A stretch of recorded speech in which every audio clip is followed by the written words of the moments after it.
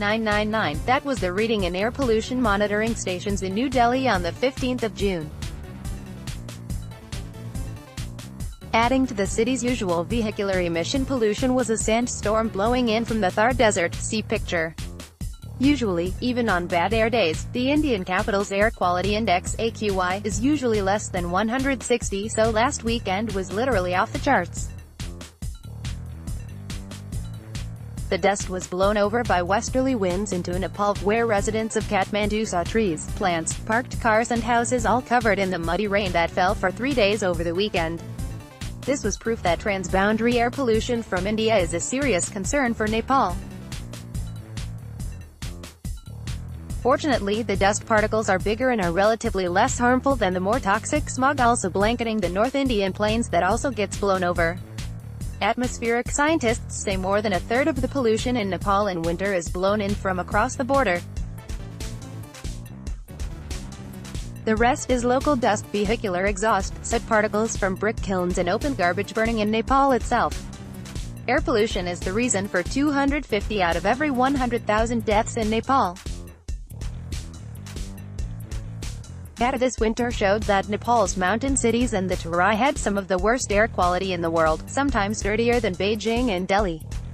On the 23rd of April this year, the AQI for Kathmandu was nearly double that in Beijing, 153, and New Delhi, 167, measured at the same time. Krista Hasenkopf, atmosphere scientist and co-founder of OpenAC, world's first real-time air pollution data platform, was in Nepal this week for a series of workshops on ensuring that air pollution measurements has an impact on policy formulation and decision-making by raising public awareness and sensitizing government officials. Hasenkopf had previously worked in Ulaanbaatar, Mongolia, which also has high levels of pollution, and says making real-time pollution data available to the public can move governments to act. Nepal has had more political will for air pollution than many places I've visited before, she told Nepali Times in an interview. By no means has the issue been solved, but what's happening here in terms of engagement and passion for air quality and how it has evolved is phenomenal. For the past 2 winters, Kathmandu has been blanketed by dust raised by post-earthquake reconstruction, endless road widening and pipe-laying work for the Melamsha project. This added to vehicular pollution, smog from the Indian plains that also included heavy smoke from crop residue burning this year. Kathmandu was shrouded in a perpetual pall of dust and smoke. Hospitals reported record numbers of patients with respiratory illness including chronic obstructive pulmonary diseases, bronchitis, asthma, emphysema and lung cancer. Moreover, findings from a study conducted by the Energy Policy Institute at the University of Chicago last year showed that worsening air pollution is decreasing life expectancy of South Asians, and of Nepalis by up to 4 years. All this has provoked a public outcry, increased awareness about health implications of poor air, but the government has been slow to act.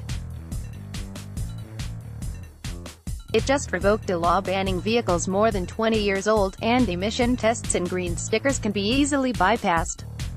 Even so, changes in the air since local governments were elected last year. After 20 years, there has been a very visible change since last year's local elections, noted Sarah Lickey, Science, Technology and Health Officer for South Asia based at the U.S. Embassy in Kathmandu. People in cities like Kathmandu and Pokhara are well aware about hazards of air pollution and are speaking out, while public awareness has spurred private institution and the government to monitor air quality. Battling pollution requires a long-term effort along with public engagement and political will, and Nepal lags far behind on the policy front. Unlike neighboring China that is switching to electric vehicles and green energy, Nepal has limited access to air quality data.